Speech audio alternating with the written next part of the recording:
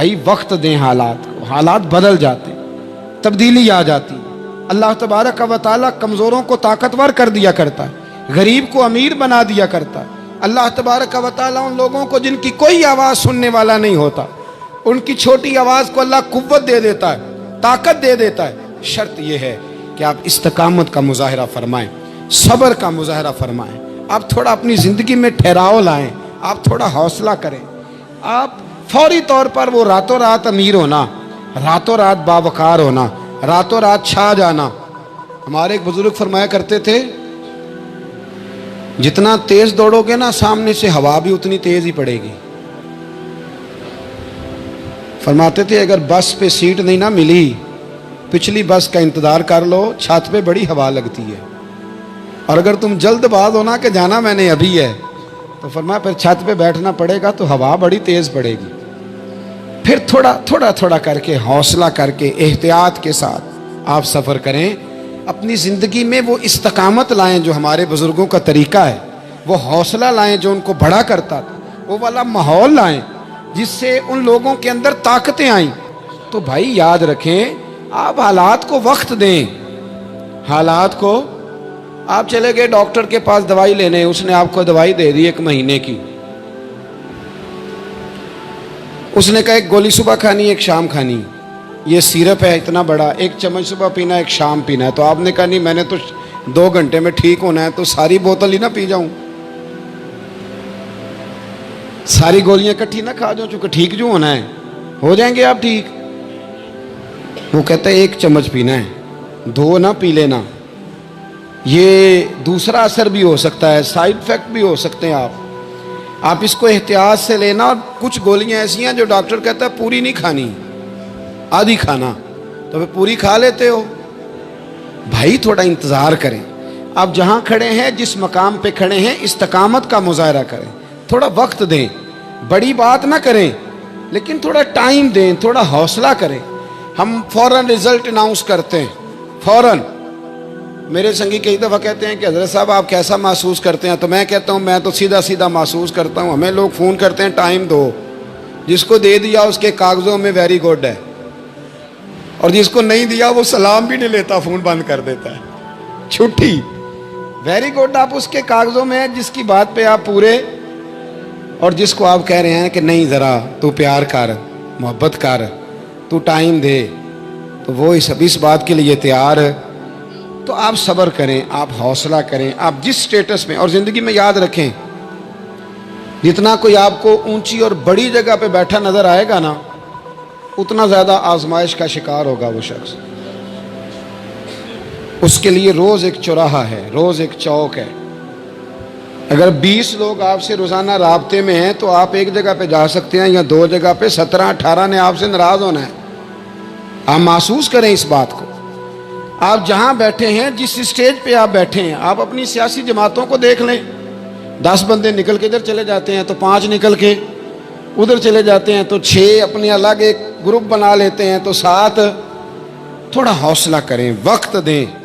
حالات وقت پر تبدیل ہو جایا کرتے ہیں، سچائیاں ثابت ہو جاتی ہیں۔ جلد بازی والے ماحول سے نکلیں۔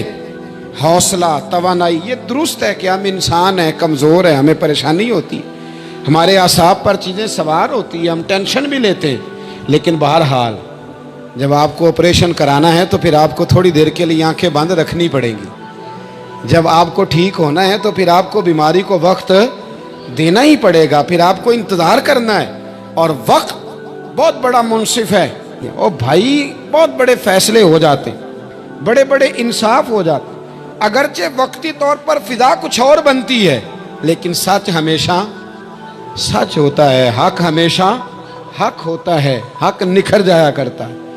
بہت سارے جھوٹ اور پراپوگنڈے کے بیچ میں سے سچ میں طاقت ہوتی ہے، وہ خود اپنی قوتیں بنا کے بیچ میں سے اڑ جایا کرتا ہے، اور اڑ کے وہ چھا جایا کرتا ہے۔ اس کے اندر قوت ہوتی ہے، ہمت ہوتی ہے۔ وقت دیں، حالات ٹائم دیں۔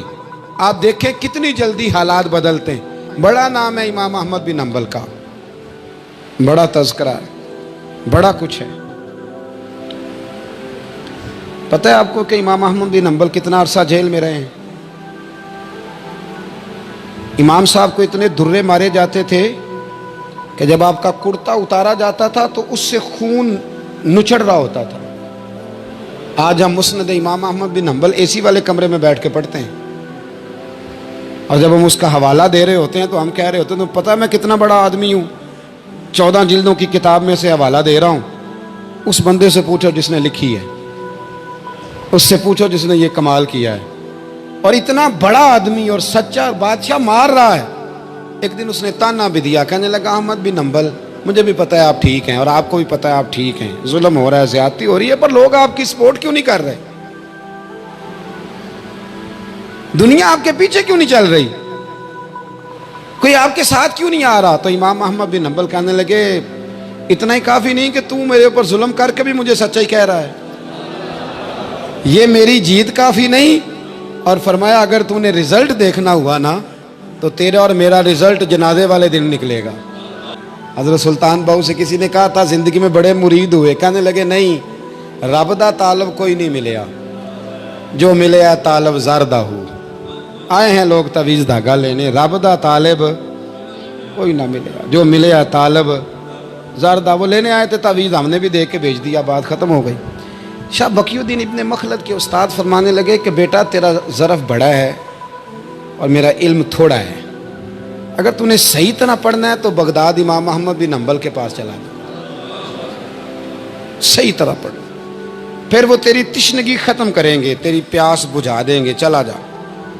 कहते मैं कश्ती में बैठा आने के लिए, रास्ते में तूफ़ान आ गया, कश्ती को जाना कहीं और था, चली कहीं और गई। एक जजीरे पे हम उतरे। फरमाते हैं कि वहाँ पैसे वैसे भी ख़त्म हो गए, पत्ते खा के गुजारा करना पड़ा। बगदाद की सिमत का तयन करके पता करके उस तरफ मैं चलने लगा पैदल। हमारा बच्चा माशाल्लाह से जो अब्बा जी से पूरे पैसे लेके जाता है ना पढ़ने के लिए, उसका भी पूरा प्रेशर होता है अब्बा जी के, आपको पता नहीं मैं पढ़ाई कर रहा हूँ। हालांकि बाद में पैसे सारे अपने अकाउंट में जमा कराता है, अब्बा जी को देता, लेकिन प्रेशर क्रिएट करता है कि मैं तालीम हासिल कर रहा हूँ आपके हुक्म पर, लिहाजा आप मेरा एहसान माने। माज़अल्लाह था। कहते मैं तयन करके बगदाद की सिमत चलने लगा, शहर बगदाद की ये निशानी। कहते मैं जा रहा हूँ उस सिमत, पत्ते भी खाने पड़े रास्ते में। 1.5 महीना लगा तो मैं बगदाद पहुँचा। अब मैंने लोगों से पूछा कि इमाम अहमद बिन हंबल का मदरसा कहाँ है? जब मैंने कहा ना इमाम अहमद बिन हंबल, तो एक ज़माने में नाम बजता था, डंका बजता था। आज जेल में जब कहा ना इमाम अहमद बिन हंबल, तो जिससे पूछा कहने लगा चुप कर जा, उनका जिक्र ना करना। तो उनका नाम लेता है जेल ही जाता है, उनका ना नाम लेना, खबरदार। कहते मैंने कहा क्या हुआ? का बादशाह मुखालिफ हो गया, इमाम साहब का दारुल उलूम तो बंद हो गया, वो तो घर में कैद हैं। तवज्जो है मेरी बात पर? ये ज़ौक़ अगर स्टूडेंट का बनता है ना, तो उस्ताद पढ़ाने वाला ना भी ना हो तो वो उस्ताद के सीने से इल्म खींच लिया करता है, खींच लिया करता है। ख्वाजा फ़कीर मोहम्मद चुराई रहमतुल्लाह अलैह के एक मुरीद थे, तो हज़रत ने उन्हें बड़ा कुछ नवाजा। तो कुछ लोग कहने लगे हज़रत जी इसी को सारा कुछ दे दिया है। फरमाने लगे बेलिया इदियां दावां ही बड़ियां सन, ये तो मैनू रिड़क के मक्खन कट के लै गया है, इदियां दावां ही बड़ियां सन। कुछ लोग होते हैं ना प्यारे, उन्हें तरीका होता है, दुआ ले लेते हैं, और कुछ कहते रहते हैं हज़रत जी दुआ करना, और दुआ लेने वाला काम कोई नहीं करते, कहते रहते हैं दुआ करना। कहते मैं, लोगों ने कहा कि वो मदरसा बंद है, आप कहाँ जाएंगे? तो मैंने कहा मैं कहीं भी जाऊँ, कोई ज़रिया हजरत तक पहुँचने का कोई ज़रिया नहीं। उनके घर को बादशाह ने सब जेल बना दिया है, सिपाही दरवाजे पे खड़े। आपने फरमाया फिर भी एक बंदा कहने लगा इतनी नेकी कर सकता हूँ कि मैं तुम्हें उनका दरवाज़ा दिखा सकता हूँ। आप फरमाने लगे मेरे लिए इतना भी काफ़ी है, ज़िक्र हबीब कम नहीं वसले हबीब से, इतना भी मेरे लिए काफ़ी है। उसने दूर से खड़े होके कहा वो जहाँ सिपाही खड़े हैं ना वो इमाम साहब का दरवाज़ा है। शाह बकीउद्दीन साहब कहते हैं मैंने कहा तू अब जा, अब देखना मैं इल्म कैसे हासिल करता हूँ। सब्र देखो, इस्तिकामत देखो, हौसला देखो। आप फरमाते हैं कि मैंने ना अपने सर से टोपी उतार के किसी को दे दी और बाल मैंने बखेर डाले सारे, एक जगह से दो जगह से कुर्ता मैंने फाड़ लिया, हाथ में ना मैंने प्याला पकड़ लिया मांगने वाला, तेनू लब दिया आप गवाचे। मैंने ना प्याला पकड़ लिया हाथ में मांगने वाला, और जिस जगह की गली में इमाम साहब का घर था ना, पहले कोने पे सदा लगाई, 1 दिनार का सवाल है। कहते हैं 1 दिनार मिला, फिर दूसरे दरवाजे पे आया, 1 दिनार मिला, फिर तीसरे दरवाजे पे आया। मजनू बन के विच बाजारां कदी कखा वांग रुलाए ते कदी कुहाया कुंभा सारा, सिर नेजे उत्ते चढ़ाए। सजना यार मनाउण दी खातर असां की पेश वटाए। फरमाते मैं ना मांगने वाला, भिकारी बन के मांगने वाला नहीं, मैं अमीर बाप का बेटा था पर मैं मांगने वाला बन गया। मैंने फटे पुराने कपड़े, एक दरवाजे पे 1 दिनार। इमाम साहब का भी दरवाजा आया, कहते मैंने सदा दी, 1 दिनार चाहिए था। कहते इमाम अहमद बिन हंबल दरवाजे तक आए, और जब मेरे प्याले में कासे में दिनार डालने लगे तो मैं रो पड़ा। मैंने कहा मेरे महबूब करीम की हदीसों के वारिस और जानशीन, मैं तो कहाँ से चला हूँ, तुझसे हदीस सीखने आया हूँ। मुझे खैरात ना दे, मुझे मेरे मुस्तफ़ा की 2 हदीसें पढ़ा दे। तो कहते हैं शेख की आंखों में, इमाम साहब की आंखों में आंसू आ गए। फरमाने लगे यार मैं भी सोच रहा था स्टूडेंट ही कोई नहीं, किससे हबीब की बातें करूं, आज तो पढ़ा दूंगा तो कल कैसे आएगा। अर्ज की हुजूर जब तक आप जेल में रहेंगे मैं भिखारी बना रहूंगा। मांगना जो है नौकर की ते नखरा की, जब लेना जो है तो खत्म हो गई बात, प्याला सीधा रखेंगे। आप फरमाते हैं कई महीने, 1 2 4 दिन नहीं, कई महीने मैं हाथ में ना प्याला ले लेता और गलियों में घूमता। 1 दिनार का सवाल है, इस्तकामत, सबर, हौसला। आप फरमाते हैं इमाम अहमद बिन हंबल का दरवाज़ा आता तो वो 1 दिनार भी रोज़ देते और हदीसें भी रोज़ ही पढ़ाते। आप फरमाते हैं कि फिर वक्त बदल गया, फिर हालात तब्दील हो गए, बादशाह चला गया और नया आ गया। फरमाते हैं वो इमाम साहब का अकीदतमंद था, उसने मदरसा बड़ा बना के दिया, उसने मसनद बिछा के दी। पहले दिन जब इमाम साहब मसनद हदीस पर जुब्बा पहन कर, इमामा बांध कर, खुशबू लगा कर मिंबर पर बैठे हदीसें बयान करने, फरमाते हैं जब मैं आया ना सामने तो मैं उन्हें देख के रो पड़ा, वो मुझे देख के रो पड़े। फरमाते हैं उन्होंने कहा रास्ता छोड़ दो, इसे आगे आने दो। जब मैं आगे आया तो इमाम साहब फरमाने लगे पहले भी बड़ा पढ़ाया था, अब भी ज़िंदगी भर पढ़ाऊँगा, पर जिस सब्र और इस्तकामत से तूने पढ़ा है, जो मज़ा उन दिनों में आया है शायद दोबारा कभी ना आए। थोड़ा हौसला पैदा करें, थोड़ा इस्तकामत का मुजाहरा करें, थोड़ा सा ना। वो हज़रत ख्वाजा निज़ामुद्दीन साहब से एक शख्स ने आके कहा था मेरा पीर कामिल नहीं तो मैंने बदलना है। फरमाया शरीक कबाहत तो कोई नहीं। कहने लगा नहीं। तो आप फरमाने लगे तो अल्लाह की रज़ा के लिए खिदमत कर, हो सकता है तेरी खिदमत की बरकत से अल्लाह उसे कामिल कर दे, अल्लाह कामिल बना दे, तेरी बरकत से ही कामिल हो जाए। थोड़ा इस्तकामत का माहौल बनाएं। मैं इस ज़माने में जो सबसे ज़्यादा कमज़ोरी महसूस करता हूँ लोगों के अंदर, तो यह है कि तदब्बुर नहीं, हौसला नहीं। एक बुत होता है मेरी ज़ात का जिससे मैं सारी ज़िंदगी बाहर नहीं निकल पाता। मैं कहता हूँ जो मैं कह रहा हूँ वो होना चाहिए, जो मैं चाह रहा हूँ वो होना चाहिए, जो मेरी ख्वाहिश है वो होना चाहिए। ऐसा नहीं होगा। ख्वाहिशें आप करेंगे, चाहते आप करेंगे, पर पूरी अल्लाह अपनी हिकमत से करेगा। पूरा अल्लाह अपनी। मेरे नबी करीम अलैहिस्सलाम ने एक दुआ मांगी थी, अल्लाह मेरी उम्मत लड़े ना। तो रब करीम ने कहा महबूब ये दुआ मुझसे मांगे ही ना। इसमें भी उसकी हिकमत है कि आपको हक पहचानना है, खुदा रहा अल्लाह पे छोड़ें। हम बड़े बेहौसला हैं, हम बड़े कमज़ोर हैं, हमें तो अल्लाह ताला खैर करे। अब तो ज़माने में जो दवाई सबसे ज़्यादा बिकनी चाहिए वो वहम की दवाई है, वो सबसे ज़्यादा बिकनी चाहिए। हर चौथा आदमी इस वहम का शिकार है कि जाने क्या हो जाएगा। कुछ भी नहीं होगा, वही होगा जो मंजूर है। आपको तो माशाल्लाह याद है, वही होगा जो मंजूर है। कुछ चीज़ें अल्लाह रसूल पे छोड़ें, सब्र के साथ, इस्तकामत के साथ। एक बात मैंने शुरू में की थी, फिर दोहराता हूँ आखिर पे। ये सोच लें कि आप हक पे हैं कि नहीं, आप सच्चे हैं कि हज़रत अब्दुल्ला इब्न ज़ुबैर इमाम हुसैन के बाद यजीदी फ़ौजों के ख़िलाफ़ निकले थे। आपके कुछ साथी शहीद हो गए थे और कुछ पीछे की तरफ चले गए थे, पसपा हो गए थे। हज़रत अब्दुल्ला इब्न ज़ुबैर अकेले रह गए थे। उस वक़्त आपकी वालदा हज़रत अस्मा बिनते अबी बकर सिद्दीक़ 90 साल उम्र थी और आंखों से नाबीना थी। فرماتے ہیں میں اپنی اماں سے مشورہ کرنے آیا. میں نے کہا اماں میرے کچھ ساتھی پیچھے چلے گئے, کچھ شہید ہو گئے, میں جہاد میں اکیلا رہ گیا ہوں, حکم کیا ہے؟ تو اماں کہنے لگی عبداللہ پہلے یہ بتا تو حق پہ ہے کہ نہیں. میں نے کہا اماں ہوں تو میں حق پہ, پر مجھے تیری بڑی فکر ہے, تیری 90 سال عمر ہے, یہ تو میرے جو مقابلے والے ہیں یہ تو بڑے سخت گیر لوگ ہیں, میری لاش کے ٹکڑے ٹکڑے کر دیں گے, تو برداشت کر لے گی؟ تو حضرت اسماء نے پتہ کیا دلیرانہ جواب دیا تھا کہ بیٹا بکرے کو تکلیف صرف ذبح ہوتے وقت ہوتی ہے, جب اس کی کھال اتارتے ہیں پر اسے کوئی تکلیف نہیں ہوتی, جب اس کے ٹکڑے ٹکڑے کرتے ہیں اسے کوئی تکلیف. تو کہا بیٹا حوصلے کے ساتھ رہنا, صبر کے ساتھ رہنا, اگر تو حق پہ ہے پہلے یہ دیکھ لے, اگر آپ حق پہ ہیں, اگر نہیں تو توبہ کر کے حق پہ آئیں, اور اگر آپ حق پہ ہیں تو پھر آپ یہ ذہن بنا لیں کہ حالات بدلیں گے اور جو آپ کا نظریہ ہے وہ غالب آ کے رہے گا. اگر آپ حق پہ ہیں تو پھر اللہ آپ کو توفیق دے گا, لیکن زندگی میں ان چیزوں سے بچیں. امام اعظم کے خلاف سازش رچی گئی.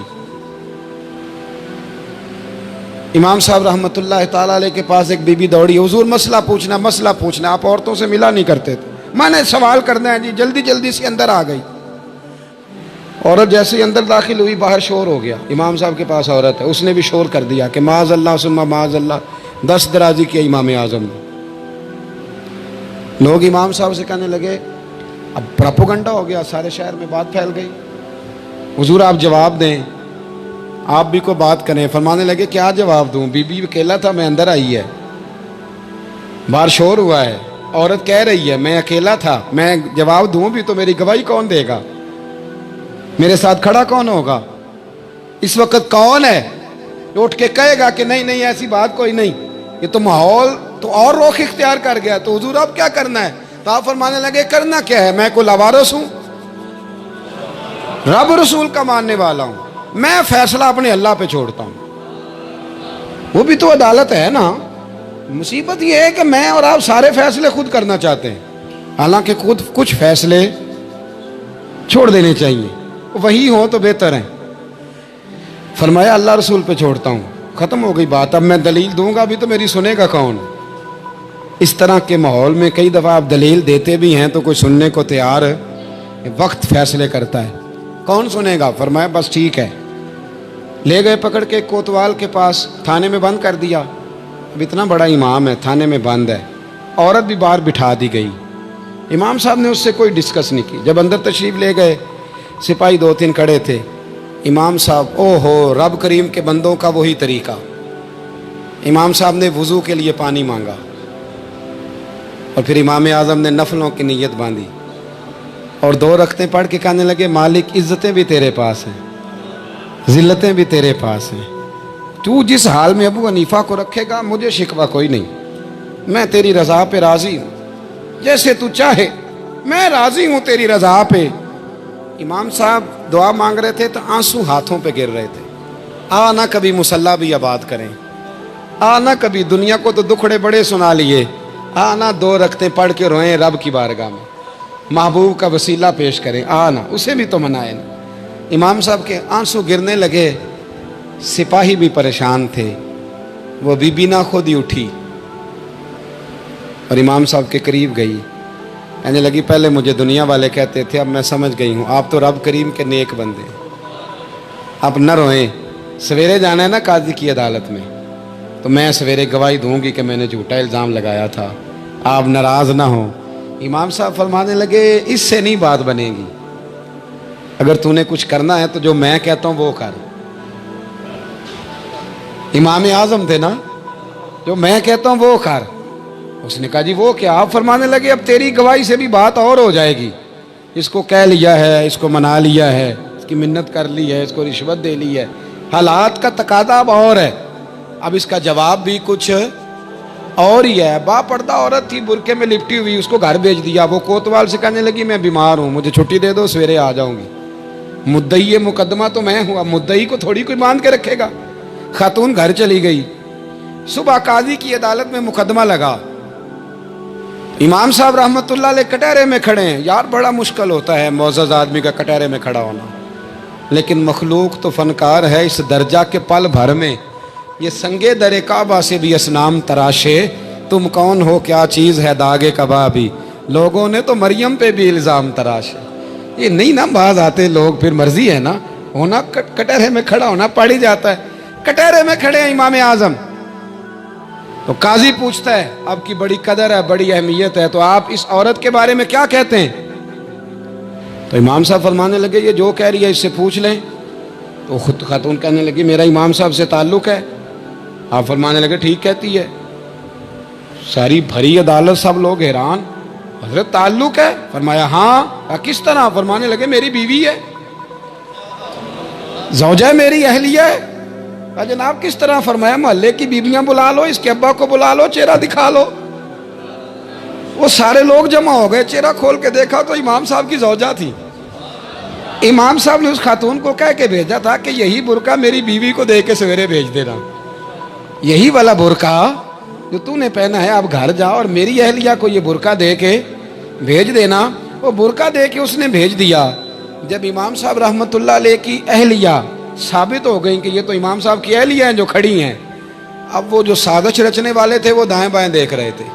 تو امام صاحب نے ایک بات کی جو بڑی شاندار ہے، فرمایا تدبیریں تم نے بھی کی تھی، پر جو تدبیر میرا رب فرماتا ہے نا، جو تدبیر میرا، فرمایا یہ ابو حنیفہ کی تدبیر نہیں، یہ تدبیر میرے اللہ کی ہے جو اس نے مجھے عطا فرمائی، مجھے سجھائی۔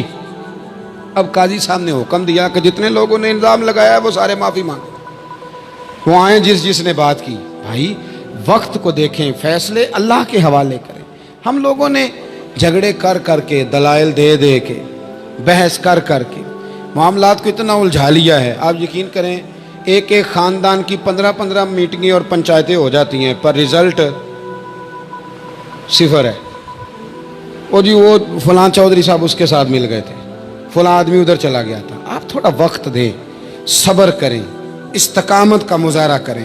آپ دیکھیں حالات کس کروٹ بیٹھتے ہیں۔ کئی دفعہ صلح کی پیشکش کی جناب ابو سفیان کو، لیکن وہ مانتے نہیں تھے۔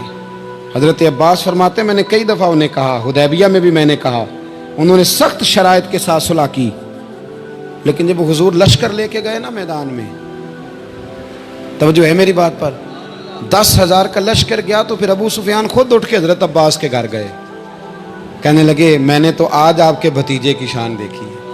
تو حضرت عباس کہنے لگے ابھی بھی وہیں کھڑے ہو، یہ بھتیجے کی شان نہیں، یہ اللہ کے محبوب کی شان ہے، یہ رسول کائنات کی شان ہے صلی اللہ علیہ۔ تو کہا اب میں صلح کرنا چاہتا ہوں، اب میری صلح کرا دو۔ وہاں بھی حضور نے یہ نہیں فرمایا جب ہم کہتے تھے تو کیوں نہیں آتا تھا، جب ہم معاہدات کرنا چاہتے تھے تو کیوں نہیں آتا تھا۔ میرے محبوب نے عزت دے دی، فرمایا تیرے ساتھ بھی صلح ہے، تجھے بھی معافی ہے، اور جو تیرے گھر میں داخل ہو جائے گا اسے بھی معافی ہے۔ ختم ہو گئی بات۔